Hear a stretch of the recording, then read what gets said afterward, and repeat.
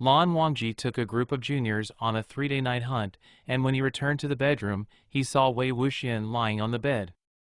He was lying on his side with his knees bent, holding a pillow in his arms. He frowned and closed his eyes. As soon as he noticed the movement coming from the door, he didn't look at it and spoke directly to the air. "Lan Zhan, you are finally back, come and save me." After speaking, he heard footsteps getting faster, and Lan Wangji walked over to him in a short while. Lan Wangji was so busy, even the white clothing on his body was still cold, and the tail of his hair was a little messy, but it was still soft and looked neat. Although Wei Wuxian's eyes were dry at the moment and he didn't want to open his eyes, he couldn't help but open his eyes to take a look at his partner as he hadn't seen him in 3 days. He pulled the pillow in front of him, covering half of his face, revealing only a pair of eyes, staring at Lan Wangji without blinking. Lan Wangji tilted his head slightly and looked at him as well. His long hair fell down and covered half of his face, making him appear softer and more approachable than Han Wangjian, who was elegant and upright than usual. Lan Wangji stretched out his hand to cover Wei Wuxian's eyes and said to him, "You have bleary red eyes." Wei Wuxian pursed his lips, his voice aggrieved. "I have dry eyes and a headache." So Lan Wangji moved his hand up again and put the back of his hand against Wei Wuxian's forehead. He was relieved after confirming that his body temperature was normal and that he didn't have a fever.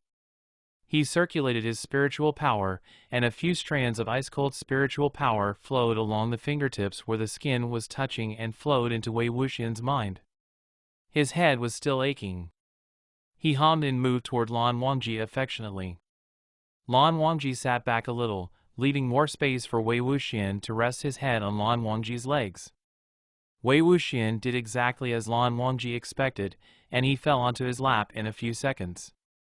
Lan Wangji skillfully massaged Wei Wuxian's temples on both sides. Wei Wuxian squinted, feeling comfortable.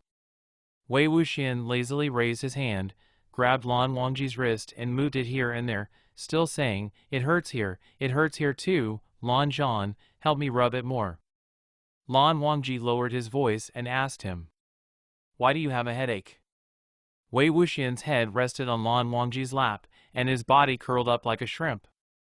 "You weren't here last night. I was too lazy to wipe my hair after taking a shower. When I woke up the next day, it started to hurt. It hurts all day." Lan Wangji didn't know what to say for a while, so he could only sigh and say, "Don't do this next time." Wei Wuxian seemed to be full of grievances. "You can't blame me.